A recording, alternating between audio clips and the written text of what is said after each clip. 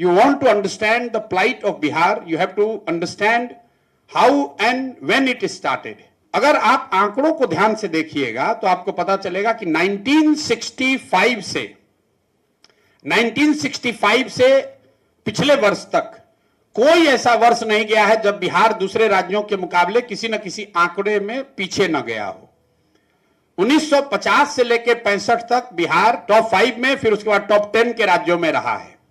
65 के बाद ऐसा क्या हुआ कि बिहार लगातार उसके बाद नीचे लुढ़क रहा है। कई लोगों को लगता है कि लालू जी आए तो बर्बाद कर दिया, ऐसी बात नहीं है। लालू जी 1990 में मुख्यमंत्री बने हैं, तब भी बिहार देश का सबसे गरीब राज्य था। कुछ तो हुआ 1965 से 1990 के बीच में कि आप 5-6 नंबर से गिरते गिरते 28 पर आ गए। तो उसको ध्यान से अगर आप देखिएगा तो आपको पता चलेगा कि 1967 से 1990 तक, आप में से जो लोग सीनियर लोग हैं और थोड़ा बहुत भी राजनीति में अगर रुचि रखते हैं तो आपको पता चलेगा कि 1967 से 1990 तक 23 साल में बिहार में 32 से ज्यादा सरकारें बनी हैं। 32 से ज्यादा सरकार, 5 बार गवर्नर रूल इंक्लूडेड। तो कोई 5 दिन के लिए मुख्यमंत्री बना, कोई 1 साल के लिए बना, कोई 2 महीने के लिए बना, कोई 6 महीने के लिए बना, कोई 1-1.5 साल के लिए बना। एक बड़ा लंबा राजनीतिक अस्थिरता का दौर रहा। तो विकास की किसी को चिंता ही नहीं है। जो सत्ता में है उस चक्कर में है कि कुर्सी कैसे बचे, जो विपक्ष में है सोच रहा है कैसे इनको पलट के हम बने। दूसरे राज्य धीरे धीरे आगे बढ़ते गए, बिहार पीछे छूटता गया। 1990 में यहां पर राजनीतिक स्थिरता लौटी तो लालू जी के फॉर्म में लौटी। लालू जी की सोच है या रही उस समय कि सामाजिक न्याय से बिहार का विकास होगा। जो लोग बिहार की जमीनी स्थिति को समझते हैं उनको इस बात को मानने में गुरेज नहीं करना चाहिए कि लालू जी के शुरुआती सालों में जो उनकी सोच सामाजिक न्याय की थी, सही थी गलत थी, उससे जरूर समाज के एक बड़े वर्ग को फायदा हुआ है। ये अलग बात है कि 2-4 साल के बाद उनके राज में पूरा जंगल राज हो गया, व्यवस्था खराब हो गई, अपहरण, रंगदारी, जो भी हो, करप्शन। लेकिन वैचारिक तौर पर जो शुरुआत उन्होंने करी थी उससे बिहार के एक समाज के एक बड़े वर्ग को फायदा हुआ है। लेकिन आर्थिक नजरिए में लालू जी ने कुछ प्रयास नहीं किया।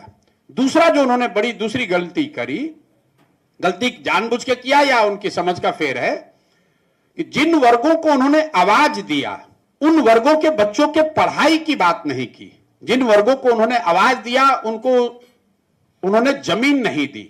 और तीसरा, उन्होंने उन परिवार के लिए, अपने उन जाति के लोगों के लिए भी उन्होंने पूंजी व्यापार की व्यवस्था नहीं की। नतीजा क्या हुआ कि जिन वर्गों की राजनीति वो किए वो लोग भी और पीछे छूटते चले गए। वो आवाज लगा रहे हैं, लालू जी के नाम पर झंडा उठाए, उनका आवाज बुलंद किया, लेकिन उनकी अपनी शैक्षणिक या आर्थिक स्थिति नहीं सुधरी। उसके बाद 2005 में नीतीश बाबू आए। पहले 5 साल में आपको हमको बिहार सुधरता हुआ दिखा, बिल्कुल दिखा। वो इसलिए दिखा कि बेस इतना कम था, कमरे में अंधकार बहुत हो तो एक दिया भी कोई जलाएगा तो प्रकाश दिखने लगेगा। 2005 से लेकर 2012-13 तक नीतीश जी का जो 20 साल का शासन काल है, इसको 2 भाग में सीधे बांट दीजिए, तब आपको समझ में आएगा कि 65 से 90 में क्या हुआ। नीतीश कुमार वही हैं, व्यवस्था वही है, बिहार की सरकार वही है, समाज वही है, जाति वही है। लेकिन 2005 से लेकर 2012-13 तक जो नीतीश जी की सरकार चली उसमें बिहार सुधरता हुआ दिखा। और 2013 से लेकर अभी तक जो सरकार चल रही है उसमें आपको बिहार बिगड़ता हुआ दिख रहा है। ऐसा क्यों? ऐसा इसलिए कि 2005 से लेकर 2013 तक बिहार में एक स्थिर सरकार चल रही थी जो नीतीश और भाजपा की सरकार थी। 13 के बाद 25 तक नीतीश जी की ये 7वीं सरकार है। हम लोग ऐसे हंसी में कहते हैं पलटू राम है, इधर पलटता है उधर पलटता है। ध्यान से देखिएगा तो 13 के बाद ये नीतीश कुमार की 7वीं सरकार है। 13 में मोदी जी आए तो मोदी जी से अलग होकर नीतीश कुमार माइनॉरिटी की सरकार बना लिए, वो पहला प्रयोग हुआ। फिर लोकसभा 14 में उनकी पार्टी चुनाव हार गई तो अपना पद छोड़कर मांझी जी को बना दिए, वो दूसरी सरकार हुई। फिर मैं यहां आया, उनको समझाया वापस आने के लिए, तो मांझी जी को हटाकर खुद बने तो वो तीसरी सरकार हो गई। फिर महागठबंधन के साथ चुनाव जीते, वो चौथी सरकार हुई। फिर 2 वर्ष में भाग के भाजपा में चले गए, वो 5वीं सरकार हुई। फिर भाजपा से भागे महागठबंधन में, वो 6वीं सरकार हुई। और फिर महागठबंधन से छोड़कर अभी आए हैं, ये 7वीं सरकार है। मैं क्यों आपको इतना लंबा बता रहा हूं नेता वही है, व्यवस्था वही है, समाज वही है, लेकिन नीतीश कुमार का पहला 10 साल और दूसरा 10 साल इसके आउटपुट में जमीन आसमान का फर्क है। क्योंकि 10 साल राजनीतिक तौर पर वो स्थिर थे, कुछ अच्छा कर रहे थे। अगला 10 साल अब उनको एक ही चिंता है, कुर्सी बची रहे। अंदाजा लगाइए कि 70 में जो मुख्यमंत्री रहा होगा उसकी भी यही चिंता है किस तरह कुर्सी बचा रहे। 80 में जो मुख्यमंत्री था उसको भी यही चिंता था कि हमारी कुर्सी बची रहे। तो राजनीतिक अस्थिरता का लंबा दौर और वैचारिक स्तर पर शिक्षा में इन्वेस्ट न करने की वजह से यहां पर परेशानी हुई। 1955 में बिहार और तमिलनाडु बराबर थे। आज तमिलनाडु का एनुअल बजट है 7.5 लाख करोड़, बिहार का एनुअल बजट है 2.8 लाख करोड़। आपसे 3-4 गुना बजट के टर्म में 4 गुना बड़ा हो गया है।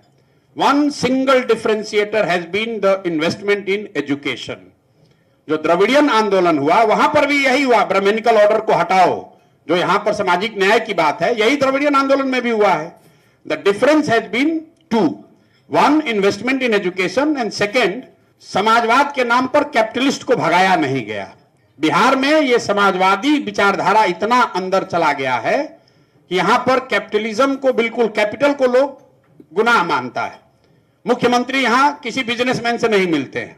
तमिलनाडु में, केरल में लोग मिल रहा है, यहां पर नहीं मिलता है। इसी वजह से हम लोग पीछे छूट गए।